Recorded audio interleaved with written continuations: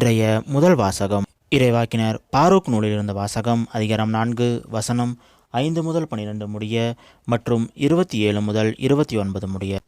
இஸ்ரவேலின் புகழை நிலைநாட்டும் என் மக்களே, வீறு கொள்வீர். நீங்கள் வேற்றினத்தாரிடம் விற்கப்பட்டது உங்கள் அழிவிற்காக அன்று. நீங்கள் கடவுளுக்கு சினமூட்டியதால் தான் பகைவரிடம் ஒப்படைக்கப்பட்டீர்கள். கடவுளை விடுத்து பேய்களுக்கு பலியிட்டதால் உங்களை படைத்தவருக்கு சினமூட்டினீர்கள். உங்களை பேணி காத்து வந்த என்றுமுள்ள கடவுளை மறந்தீர்கள். உங்களை ஊட்டி வளர்த்த எருசலேமை வருத்தினீர்கள். கடவுளின் சினம் உங்கள் மீது வரக்கண்டு எருசலேம் கூறியது, சீயோனின் அண்டை நாட்டவரே கேளுங்கள்.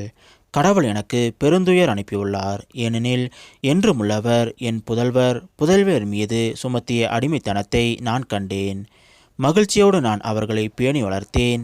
ஆனால் அழுகையோடும் துயரோடும் அனுப்பி வைத்தேன். நானோ கைம்பெண், எல்லாராலும் கைவிடப்பட்டவள். என் பொருட்டு யாரும் மகிழ வேண்டாம். என் மக்களின் பாவங்களை முன்னிட்டு நான் தனிமையில் விடப்பட்டுள்ளேன். ஏனெனில் அவர்கள் கடவுளின் சட்டத்தை விட்டு விலகி சென்றார்கள். என் மக்களே, வீறு கொள்வீர். கடவுளை நோக்கி கூக்குரலிடுவீர். இத்துயரங்களை உங்கள் மீது அனுப்பி வைத்தவர் உங்களை நினைவு கூர்வார். கடவுளை விட்டு அகன்று செல்வதில் முன்பு நீங்கள் முனைந்து நின்றீர்கள். அதைவிட பன்மடங்கு ஆர்வத்துடன் அவரை தேடும் பொருட்டு இப்பொழுது அவரிடம் திரும்பி வாருங்கள்.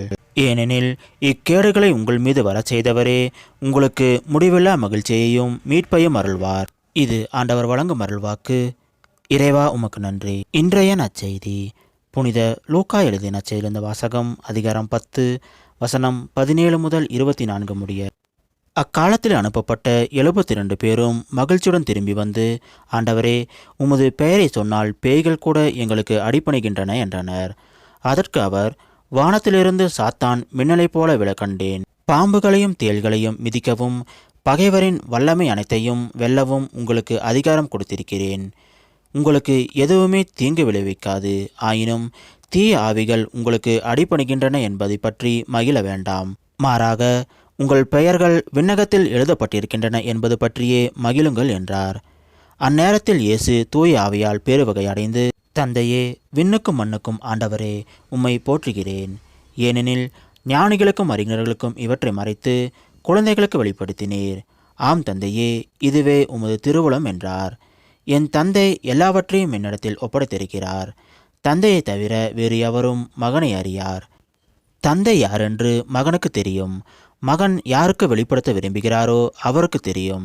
வேறு எவரும் தந்தையை அறியார் என்று கூறினார். பின்பு அவர் தம் சீடர் பக்கம் திரும்பி அவர்களிடம் தனியாக, நீங்கள் காண்பவற்றை காணும் வாய்ப்பு பெற்றோர் பேறு பெற்றோர். ஏனெனில் பல இறைவாக்கினர்களும் அரசர்களும் நீங்கள் காண்பவற்றை காண விரும்பினார்கள், ஆனால் அவர்கள் காணவில்லை.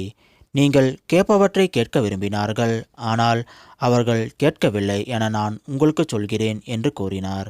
இது கிறிஸ்து வழங்கும் நற்செய்தி. கிறிஸ்துவே, உமக்கு புகழ்.